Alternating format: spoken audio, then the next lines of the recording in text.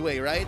But I think that it's an I know you know type of situation. So right now it might even be a full-on invade by Kid and Ruby DD. Who knows? I think we should honestly expect Burmese Ghouls to start invading almost from level 1 off the bat against Bren Esports here, and I think that orange buff is going to be highly contested by both teams, and I think, you know, the Valir is the adaptation to say, hey, if I get the Searing Torrents, I have an opportunity to push you away just enough so that my team is able to take away the buff with a single Retribution without having to really contest it and put myself in that kind of danger.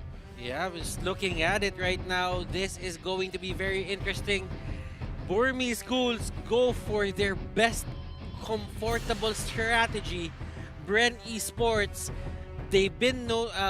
teams have been noticing that if they go for a marksman jungle, they have a hard time. But right now, they're trying to prove us wrong. Going in towards the Land of Dawn, this is the very first game in the upper brackets, and it will be Burmese Ghouls taking on Bren Esports in Game 1. Bren Esports, they are just going for this certain setup on the mid lane. They actually go for the 1-3-1, and they try to poke as much as possible. And looking at it, BG, they won't really back down. I don't think they will, and again, it's going to be a contestant for mid lane. Level 2 is always going to be, you know, a little bit nicer when you go for these invades, but just keep your eyes on the directions of the buffs here. I think this is a purple start for Bren Esports. It's Carl TZ, and this might not be, how do I say, the best position for Bren Esports, because it's actually Flap TZ on the Basha jumping in. And they actually punish this. Look at that two-man Jit Kundo, and they are forced out. Bren Esports, they hold the line. Carl here getting a free purple buff. Now, why did I say that it's not so good for Flap TZ? He loses the range game here. Yes, you're a Baksha. Yes, you have your 2 to help out and close the gap and clear waves. But what's going to happen is you're going to keep trying to freeze the wave and put it underneath your turret. Sure, there is this 10% damage reduction. But at some point, if you have rotations coming in from Ace like this and as well from Maybe, then actually, now come to think of it, it might be a bait because Flap TZ can just roll out of here unless they rain enough damage on him, and that's exactly what they're doing here. I think this is what Flap TZ wants. I mean, this is all coordinated by Bren. They wanted to make sure, yeah, Baxia can hit level 2 down on the bot side so he can rotate down, rotate towards the purple buff. And now that, by now, in the EXP lane, level 4 on the Lapu Lapu, if they decide to go and invade for orange, we have an even stronger force up on towards the top side in comparison to D. Oh. And they actually catch out Carl, but there is the trade that is going to be favoring the side of Burmese Ghouls. Rebo here forced out of his lane. He tried to help, but he wasn't there in time. Oh boy, I mean, first blood already given over, but it could be more. Right now, Lusty just trying to size up his man. And as we've said, the first turtle is going to be important for this game. Burmese Ghouls, they take it. The question is, how much can they push this lead? I love the counterplay between Burmese Ghouls' heavy invade and then neutralized by how Flap TZ was kind of baiting the lower part of the map. And right now, it's Rebo who has to answer to Maybe and the laning Yuzhong on D. Now, the question is, how far can Burmese Ghouls take this advantage? It'll really come down to how much they bear down on Carl TZ. And Carl TZ, again, I think this is the right thing to do for him. Stick to the buff, stick to farming, and then wait for the perfect time to actually come out. And yeah, just do this, blazing the waves away, and then just rotate back into the orange, back into the purple, take your camps, and then slowly but surely, maybe in the mid game, find your power spike after your second or even your first core item. I don't know. Maybe he's here. Maybe he's here. He's trying to get Carl. Carl, will he back down? No, he won't push back to the turret. Not to the reach. But there is going to be a punish and a step in the right direction for Bren Esports if they want to stop the aggression coming out for Burmese Ghouls. I mean, you hate to see it, but D, he's going to try even more here. And he tries to go for few, but Carl will be his next target, and he really tried to go for that. Really tried to get the extra HP that comes out from killing that buff. And that is going to be another kill for the side of Burmese Ghouls. Salt in the wound. You take down Carl. You get his allies as well. That was what? A 2-for-1 plus the orange. And Kid is just overstaying his welcome. They're starting to cut the lanes now. Looking low, this Matilda. Nice knock-up, though. Lusty is going to be in trouble. Oh, he flickers out, wastes it, get destroyed by D. And Flap TZ is left alone here. It's not looking good for Bren Esports. Flap TZ trying to defend this. Few, on the other hand, is helping him, but they will take the first turret of the game. Bren Esports here, they are falling to the pressure that is being given by the side of Burmese Ghouls. Turtle Cam now up, and Turtle is up. Yep, I mean, what are they going to do in this point of time? It's just been a back and forth, though. I do question that call, TZ. What the heck were you trying to do there? You knew he had the execute, kind of like, you were kind of gambling there, and I don't think moves like that is going to be beneficial in the long term, but let's see how that is going to change. Maybe getting caught out, he gets stunned. Flap really just trying to help. And as you can see, Bren Esports, they're putting a lot of their resources, putting a lot of help into just Carl TZ just getting that buff.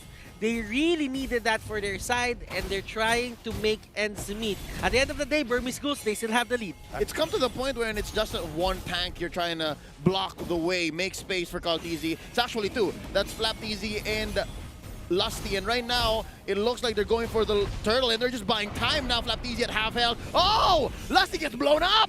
Lusty can't fight that break. D going for Few. Few has the flicker, and another turtle going to the side of the Burmese Ghouls. They really know the early game, and they're punishing Bren Esports for picking a mid-game spike hero. Oh man, they're just running them down one by one, and Bren, now that he's got to try to do something about And this. another kill! Burmese Ghouls! They just go at it. They're not letting Bren Esports breathe. Honestly, does anybody remember what KZP said about this? Because when they said Burmese Ghouls are great at first turtle, and if they can snowball off of this, they're kind of getting those vibes here right now. And looking at it, Carl just got his Raptor Machete 6 minutes in. That is how annoyed, that is how delayed Carl is in terms of the items. And all it took was maybe here, after picking up the blade armor, he can afford to do this. And even if he dies, I think that's worth it overall. You do have a Mount Shocker to buy some time. And right now, that's going to be Kid jumping in. Maybe once more. And maybe he's not backing down. Even if you have the Valor, even if you have the Baksha, they are not gonna stop annoying Carl TZ, because this is the strategy that they went for. Maybe here is the next target. Blazing Duet will get thrown out. He doesn't have the spell. He doesn't have the skill to get over that wall. But right now, Burmese Ghouls, they're just clobbering at Bren Esports. Rebo here trying to get away. He uses Flicker.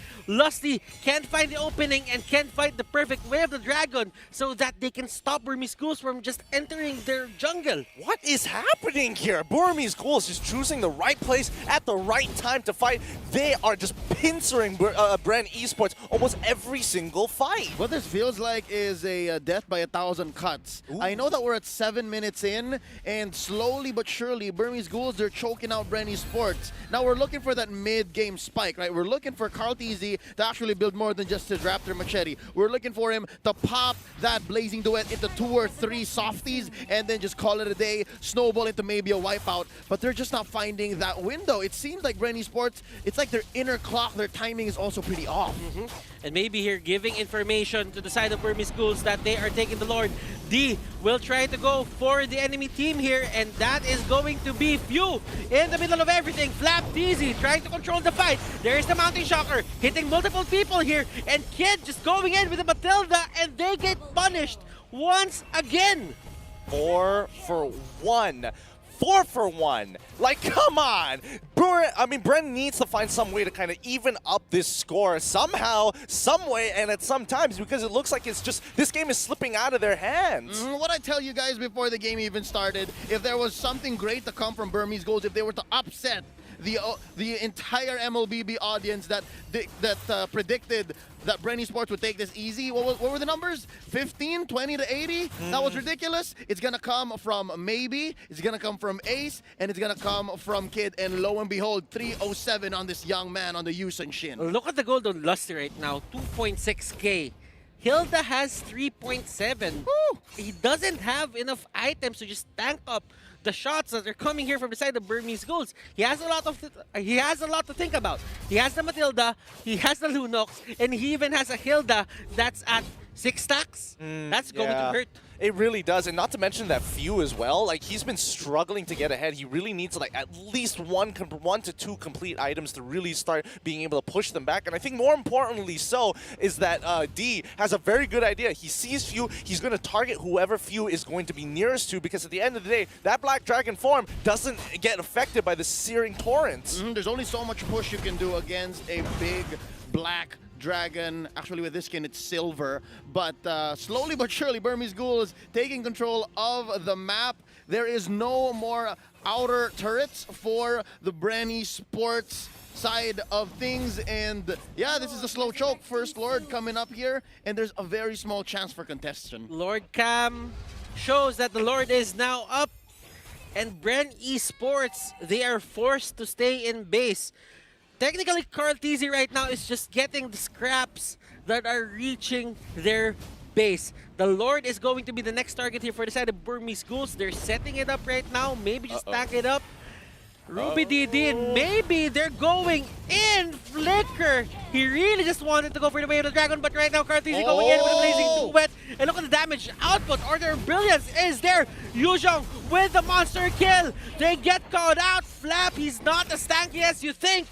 Burmese Ghouls, they're just controlling this game. Yeah, I definitely think Bren underestimated how much damage that that Ruby DD had in the bank. I mean, he's 1-0-7. Doesn't look like a big deal, but my goodness.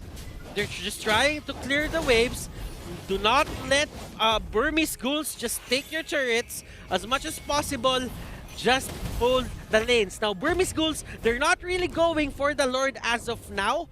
They might just want to wait until they get the 12-minute mark so that they get the Luminous Lord, but that doesn't seem to be the case because right now they're just going for it. No time to waste here. Again, once you get Lord the first time around, your siege minions get enhanced. So if you're choking your opponent out, if you're taking the time to wrap around them, choke out the resources, take everything away you can from Carl TZ. Hey, even the small camp right here, D's not cutting any corners, he's just taking everything he can, then all the more you should go for level 1 Lord. Don't waste any time. Yeah, I mean, look at this lead. This is the biggest lead we've ever seen here at M2. It is a 13K goal deficit for Bren. There's literally nothing they can do at this point. Every single fight, Burmese Ghouls will have full control. Ace just needs one more item for the item lock, and here's the siege. Black Dragon form is there. Bren, they know that they have to give this up. Mountain Shocker spots out every single one of them. Flap gets caught out outside the base. He uses that roll to just get out of the way, and all lanes here are pushing to the side of Burmese Ghouls. The Lord might be down, but it did its job.